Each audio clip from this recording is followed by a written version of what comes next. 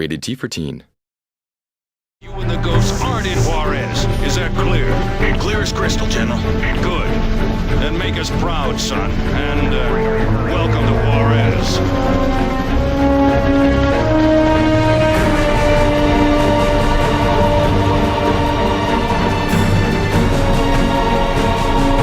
Hi, I'm Whitney Robinson. I worked at Red Storm on Gras, and now I'm working in the Paris studio on Gras 2 as a level designer. I will be guiding you through the developer diaries, giving you an inside look at how we're developing this game. Today we will present to you the look and feel we want to have for this game. We're here with artistic director Corinne Dillon and lead engineer David Razor.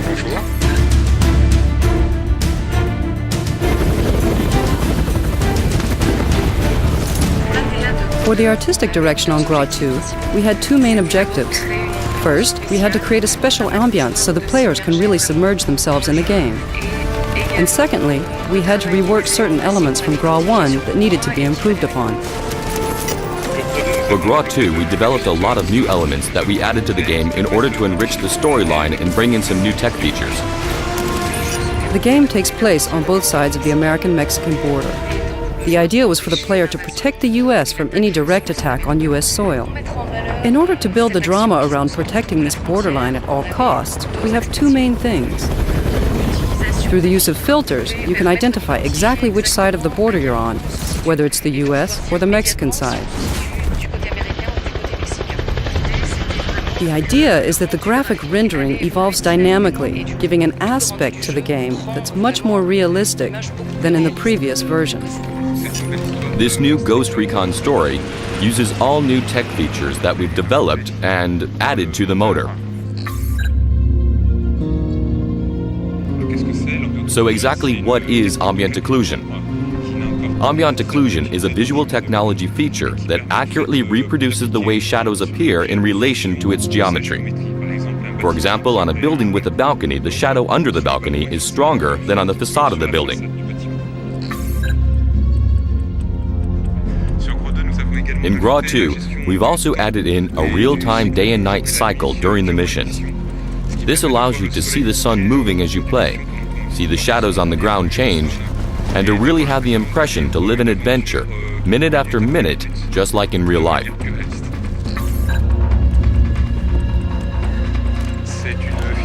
This feature simulates the way the light interacts with various elements. For example, if the sky is cloudy and we look up, we can see the sun's rays passing through the clouds. It's a lighting effect used in function with the transparency of an object, especially with very thin objects like leaves. So when you have an object that is essentially opaque, and if we place a light source behind it, you can see different details appear like the veins of the leaf or even the shadows of other objects that are behind it. The second artistic choice we made to emphasize the different situations on each side of the border is the level of destruction in the environments. Artistically, it means that the U.S. side will look pretty clean and untouched, while the Mexican side will show a lot of destruction, with special effects, fire, smoke, etc.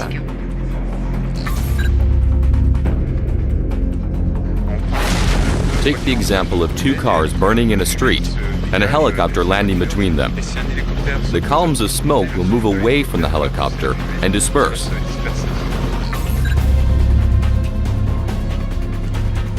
We've also added in a new feature called Depth Sprite, which makes sure that this smoke doesn't cut through objects like buildings. Hence, the smoke seems much more natural and we no longer notice the artificial side that was present in the previous games. Actually, this is the kind of feature that you won't notice after you're used to it, but you will always notice when it's not there in other games that don't have it. This means that we can now have missions that take place in the middle of a storm, affecting the environment even after the rain has stopped by leaving puddles of water. And there are also sandstorms in the game. All that brings more variety to the gameplay. What's important is that each feature is developed separately, but they interact with one another.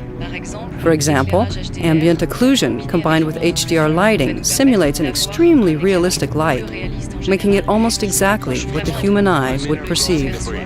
The combination of all of these new and advanced technologies is not just to look pretty, but also to make the game more fun.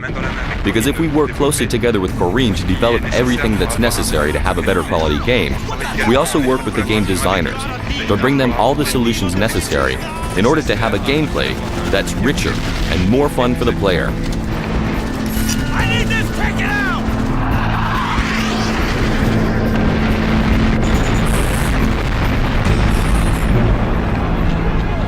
That's the end of this dev diary. Next time we'll look at how we push the Soldier of the Future experience, detailing the new weapons, equipment, and the new Crosscom 2.0. Crosscom activated.